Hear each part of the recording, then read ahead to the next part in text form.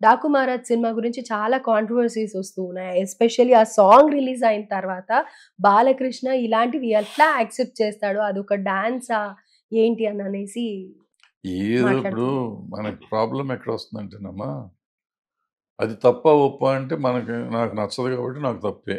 హ్మ్. మీకు నచ్చింది కాబట్టి మీకు రైటే. ఆయన ఫ్యాన్సీ బాగానే ఉంటుంది. మనం దాని గురించి పెద్దగా కామెంట్ చేయాల్సిన అవసరం లేదు. సెన్సార్ వాళ్ళు చూసుకోవాలి. తప్పైతే సెన్సార్ వాళ్ళు కట్ చేసేయాలి సింపుల్. హ్మ్. హ్మ్. సెన్సార్ వదిలిపెట్టినాక దాని గురించి పెద్దగా మనం కామెంట్ చేయడానికి వల్గర్‌గా ఉందంటే వల్గర్‌గా ఉందని చెప్తా ఉంటాం. పోతే సినిమాకి ఎక్స్‌పెక్టేషన్ ఉంది. చూడాలి రేపు అది ఏమవుతుందో. సార్ అప్పుడుండే దర్శక, నిర్మాతలు తీసుకునే ఏవైతే కొన్ని జాగ్రత్తలు ఇప్పుడు సినిమాలలో కనిపియట్లేదు అని అంటూ ఉన్నారు. ఓవర్ ఎక్స్‌పోజింగ్ కానీ, ఓవర్ రొమాన్స్ కానీ, ఇప్పుడు మనం మాట్లాడుకున్న ఆ డాన్స్‌లో కూడా ఏదో చేయాలి అని అనుకోని ఏదో చేస్తున్నారు అనేది ఎక్కువగా ఉంది. అంటే రొమాన్స్ ఉంటే కానీ సినిమాలు పోవా? ఇలాంటి పిచ్చి పిచ్చి పనులు ఉంటే కానీ సినిమాలు పోవా? ఏంటి ఆ ఉద్దేశ్యం? అదేం మీరు లేదు. చూసిన ఇప్పుడు డిఫరెన్సెస్ అప్పట్లో ఏంటి? మీకు రామారావు గారు, వాణిశ్రీ గారు ఫస్ట్ సినిమా చేశారు. 'దత్' గారి సినిమా. దాంట్లో అప్పట్లో ఆ పాటలు అన్ని కాంట్రోవర్సీ ఉండేది.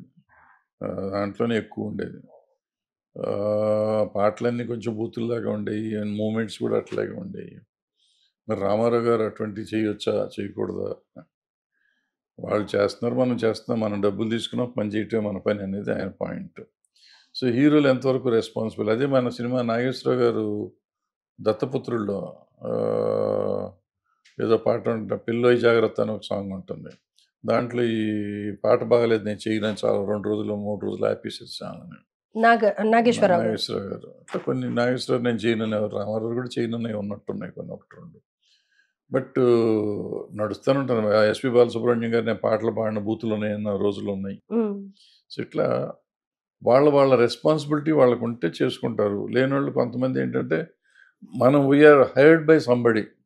నన్ను ఈ పని చేస్తానికి మనం ఒప్పుకున్నాం. ఒప్పుకున్నాక మనం చేసేసి తీరాలి కదా! మనకెందుకు అనుకునే తత్వం కొంతమంది.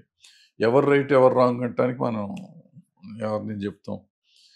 సో, బట్ ఏదైనా మనకి ఒక సో సోషల్ యాక్ట్ ఇదుంట రెస్పాన్సిబిలిటీ ఉంటుంది కాబట్టి, కొన్ని సమాజంలో చూడకూడని, వినకూడనియి ఉన్న పదాలు గాని, యాక్షన్ గాని, యాక్ట్ గాని ఉంటే అవాయిడ్ చేయటం మంచిది. అవాయిడ్ చేస్తే మంచిది ఎవడైనా. అయితే ఇదే అట్లా. విషయంగా 'హైందవ శంకరాభరణంలో' అనంత్ శ్రీరామ్ ఏదైతే అలిగేషన్ ఏసాడో సినిమాల వల్ల ప్రభావం ఎక్కువ ఉండి, అందులో యూజ్ చేసే పదజాలం కానీ, హీరోయిన్‌లను చూయించడం కానీ, కర్ణుడిని హైప్ చేయడం గురించి కానీ మీరేమంటారు? ఈ కర్ణుడిని హైప్ చేయటం కర్ణుడు దాత కదా ఆయన. కర్ణుడు ఒట్టి ఆయన ఆస్తులే పంచలా. ఆయన చెప్పినట్టు చెప్పిందైతే మరి కవచకుండలాలు ఎందుకు ఇచ్చాడు? కవచకుండలాలు సొంతమే కదా! హ్మ్. అది తీసిచ్చాడు కదా!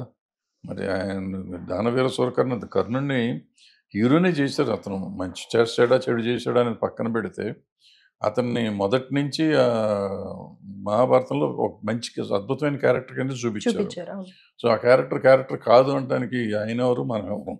అయితే హీరోయిన్స్ ఇప్పుడు డ్రెస్సుల అసలు గురించి ఫస్ట్ కూడా పాయింట్ హిందుత్వం అంటే ఏంటో ముందు చెప్పాలి. ఇప్పుడు నేను హిందువునే, మీరు హిందువులే. అంటే ఏంటి మనం ఏమైనా తప్పులు చేస్తున్నామా? ఇప్పుడు హిందూ ఏం చేయాలి, ఏం చేయకూడదు అనేది ముందు అసలు బైఫర్కేట్ చేసి చెప్పమనండి. తర్వాత ఆలోచిద్దాం మనం ఏం చేయాలని. హ్మ్. మనకేదో మైక్ దొరికినప్పుడు మనకు హిందుత్వాన్ని గురించి మాట్లాడేసి, ఎప్పుడో చేసిన సినిమాలు తప్పని చెప్పి, అది సినిమాలో వచ్చే కథలు తప్పా, రైటా? మనం రాసే పాటలు రైటా, తప్పా? ఇయన్నీ ఎక్కడ చెప్తాం? అప్పుడు అన్నిటికీ రెస్పాన్సిబిలిటీ తీసుకోవాలి అందరం. హ్మ్. హిందుత్వానికి ఒకదానికి ఎందుకు మానవత్వానికి తీసుకుందాం రెస్పాన్సిబిలిటీ. మానవత్వం తీసుకుంటే ఆటోమేటిక్‌గా హిందుత్వం కూడా ఉంటుందిగా. ఎగ్జాక్ట్. సో, అదేంటో తెలియాలి. కరెక్ట్‌గా ముందు మానవత్వాన్ని గురించి మాట్లాడదాం అందరం. మానవులుగా ఉందాం. మంచి మనిషిగా ఉందాం.